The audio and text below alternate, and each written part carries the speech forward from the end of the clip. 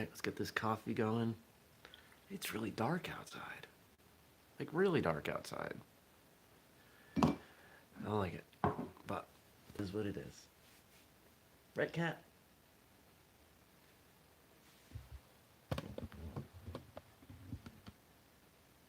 That's a cat. If she had her own show, it would probably be better viewed. Because she's kind of adorable. But she's a pain in the butt. So, oh, I missed my time. Good morning, everybody. Welcome. Today is Tuesday, October 1st, 2019. My name's Jeremy, and this is my first cup of coffee.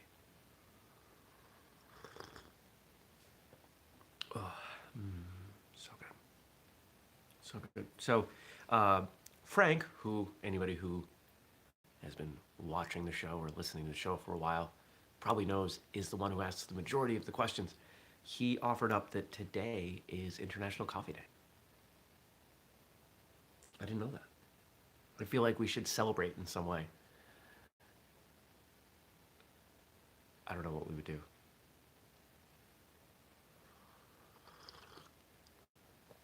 A friend of mine used to have a coffee company, a small coffee company, and there's rumors that it might be coming back. And if it comes back, that might be our best opportunity for a collaboration. We'll see what we can do. Whistlekick coffee. That'd be fun. It'd just be fun to have our logo on some coffee. Right, Fuzz? I went to bed early, like 8:30, because it was great. And that meant at like 4, she wanted me to wake up and feed her. It wasn't happening. I don't get up at 4, except for the weekends to go to an event. It's very strange. My weekend wake-ups are often earlier. Well, yeah, this weekend too. And then next weekend is off. Right? 5, 12. Yep. Yep. We're almost done with tournaments. Well, we're not done with their questions. Hey, how's that for a segue? If you want to ask a question, drop it below. I will answer it tomorrow. So not only is today International Coffee Day, October is Domestic Violence Awareness Month. And the questions that Frank wrote in are based around those two things. What's the best coffee you've ever had? Best coffee I've ever had, and I still have a little bit. I think I talked about this once. In 2013, I took a vacation to the Galapagos Islands off the coast of South America, Ecuador. And they're very young, islands, meaning they're very volcanic. The soil is very volcanic, and there isn't a lot that you can grow in volcanic soil, but one of the things you can grow pretty well is coffee. So they have just, at that time, they had really started developing some coffee plantations. And I walked into this gift shop, and I'm walking around, and I walk past this table and just stop, because the smell of coffee was so strong and so good. And I looked, and there were bags of coffee. And I said, this smells really good. I'll buy a bag. And it was like $10. You know, it wasn't anything unreasonable. For a pound. And had I known how good it was going to be, I would have filled up my suitcase and probably left half my clothes. It was exceptional coffee. I still have a little bit left. I break it out on special occasions, the way people do alcohol.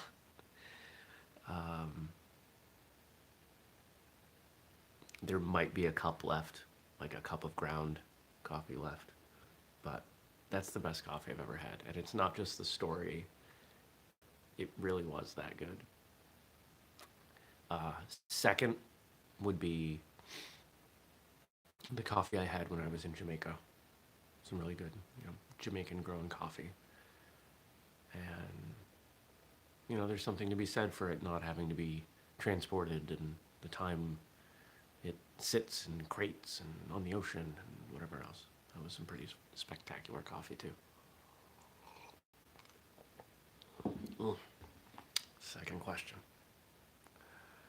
What is one thing you wish more people knew about domestic violence? Mm. Well, um,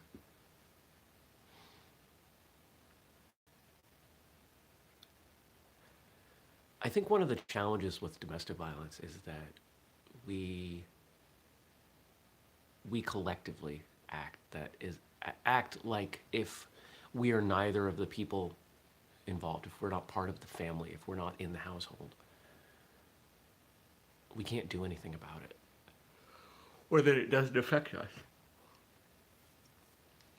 From what I've read, studies show that if a child grows up in a violent household, they are more likely to become violent as an adult, to seek out those kind of relationships that they witnessed, or to create them.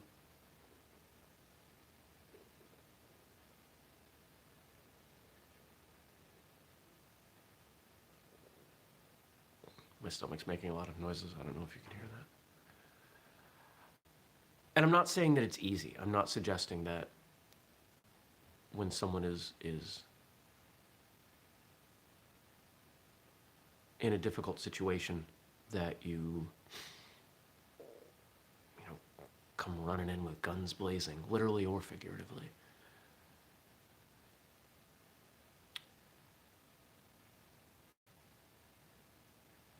This is an area where I don't have a lot of experience, and I'm gonna be thankful for that. There are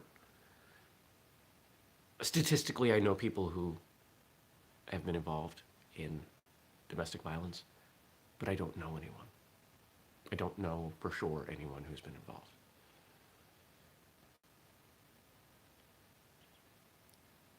What can you do? I think there are a number of things that you can do. Um, First and foremost is letting your feelings be known. You know, if you take the profile of a violent person, someone who's going to perpetrate violence in their own home, they're probably not the nicest person outside. They're probably a jerk. And so you got a few things there. One, holding people accountable, making sure they know that there are people watching them and that the things that they do are not okay. And two, compassion for the aggressor and the victim. Making sure the victims know that there are resources that you're willing to help them. You know, certainly not a fun topic, but it's one that we need to talk about. And you know, it's probably something that we should have a conversation on Martial Arts Radio about. Should probably reach out and find someone who can speak on this subject.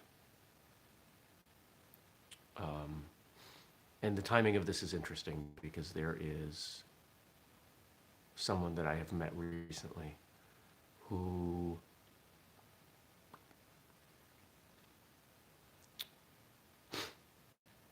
I do not know for certain is any kind of violent individual.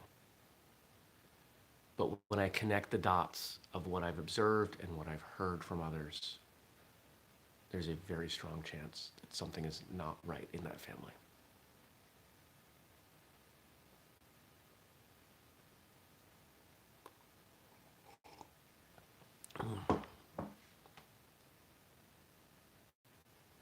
What should we as martial artists do to prevent domestic violence? I don't know.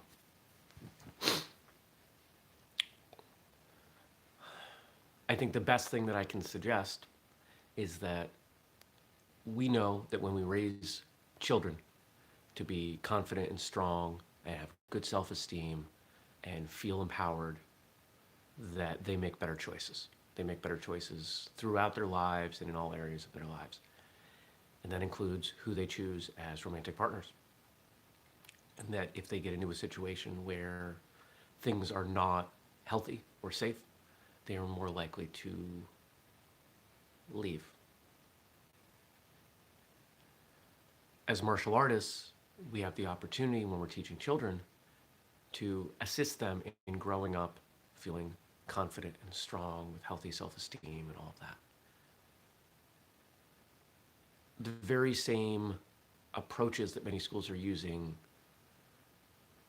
around bullying translate, in my mind anyway, to domestic violence, because I see domestic violence as adult bullying. It's opportunistic bullying.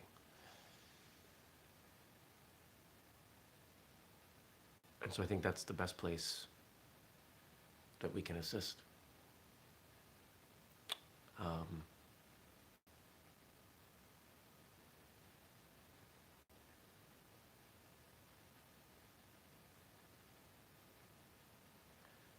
I think the one other thing that is worth bringing up is that if you are, and you know, let's go by the numbers here. Statistically, domestic violence tends to occur with a man committing the violence against a woman.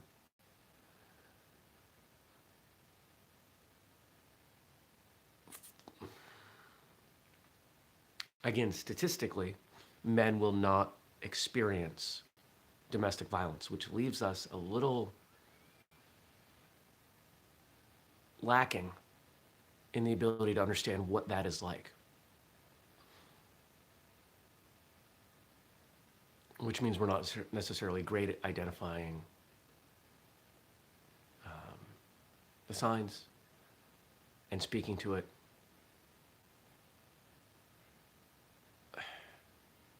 This is a hard subject for me.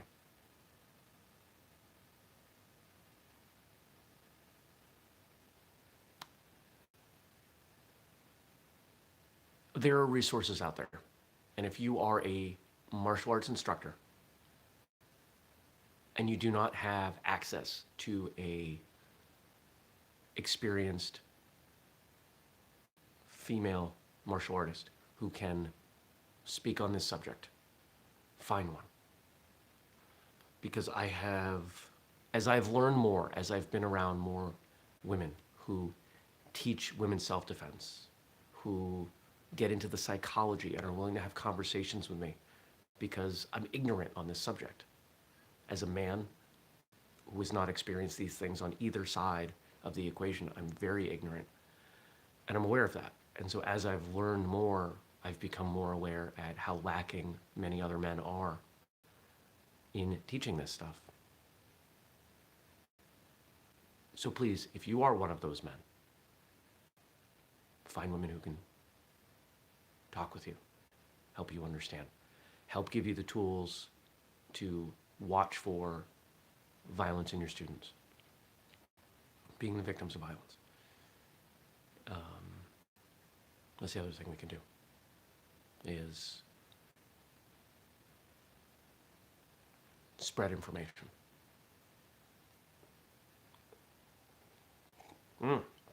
Heavy stuff today. Now here's something that's not heavy. Tonight at, I just want to confirm the time because it's bounced around in my head. Tonight is the first installment of Martial Arts Radio Live, which we are doing at, wow, that's a big calendar, 8 o'clock. 8 o'clock? Let's make sure. What do I have down on Facebook? I thought it was 8:30. It's either 8 or 8:30. I'll confirm in a moment. So Martial Arts Radio Live is going to be on Facebook Live. And we're doing a little bit more free-form event. There will be some giveaways. There will be some Q&A.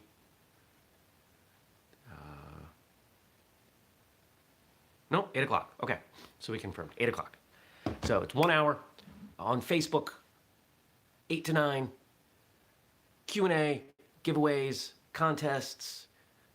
It's going to be kind of an amalgamation of First Cup and, a Thursday show of Martial Arts Radio, where it's just me and there are topics. I'm going to talk about things, but we're going to sprinkle in some other stuff. So if you can make it, great. If you can't, we're going to rerun those as a Thursday episode, hopefully to get people encouraged to come by. Where did this all come from? It came from my personal enjoyment of episodes 2, 3, and 400, of doing something live, of getting that kind of engagement there in that way, people contributing to the show and shaping the direction of it. And then here we are with First Cup. I've gotten better at improvising, getting people to ask questions. But it's clear that 6:30 a.m. is not the ideal time for everyone. I mean, all of our West Coast people, they're not awake right now. But you know what? The show gets me out of bed and make sure I don't dawdle. There's a good word, dawdle. So I hope you come by. Hope you check it out. And if you want to ask questions, drop them below. I'll answer them tomorrow. Your homework is to come watch Martial Arts Radio live tonight. 8 o'clock, Facebook, Eastern. Okay. I hope you have an absolutely fantastic day. And I will see you back here tomorrow if I don't see you tonight. All right, take care. Peace.